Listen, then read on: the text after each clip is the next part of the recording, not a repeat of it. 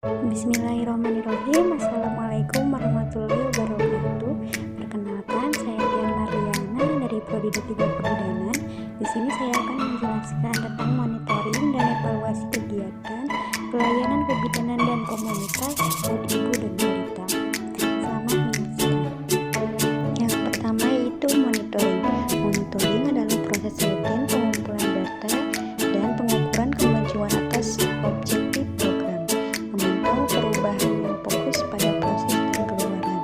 Monitoring melibatkan perhitungan atas apa yang kita lakukan dan melibatkan pengamatan atas kualitas dan pelayanan. Monitoring adalah kegiatan pengumpulan informasi yang dilakukan secara rutin atau reguler dengan parameter yang jelas.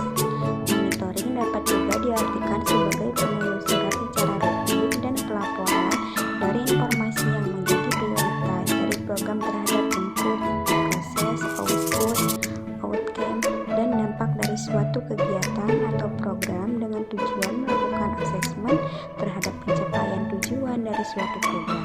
Monitoring dapat menggunakan informasi dari pencatatan, pelaporan rutin, PWS, surveillance, survei observasi, atau sebagai cara pengumpulan data lainnya.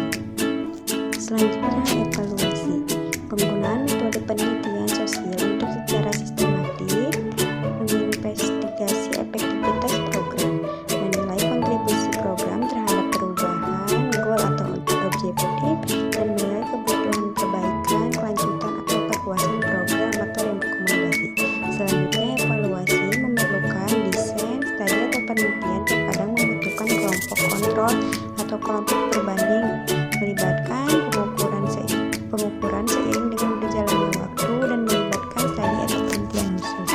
Selanjutnya, kohort. Register kohort adalah sumber data pelayanan ibu hamil, ibu nifas, neonatal, bayi dan balita. Tujuannya untuk mengidentifikasi masalah kesehatan ibu dan neonatal yang terdeteksi di rumah tangga yang teridentifikasi dari data bidan. Selanjutnya ada register kohort.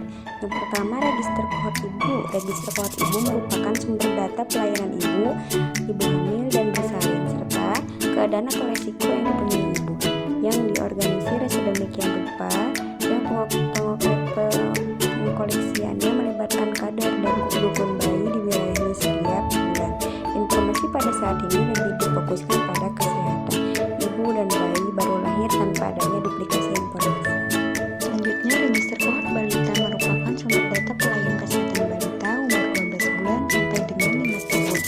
Kohort bayi dan balita merupakan suatu sistem registrasi atau pencatatan bayi dan balita digunakan untuk pengamatan secara berkesinambungan terhadap beberapa indikator kesehatan bayi dan balita seperti berat badan, status imunisasi, dan lain-lain yang dicatat di buku KIA atau catatan kohort bayi atau anak balita oleh bidan desa.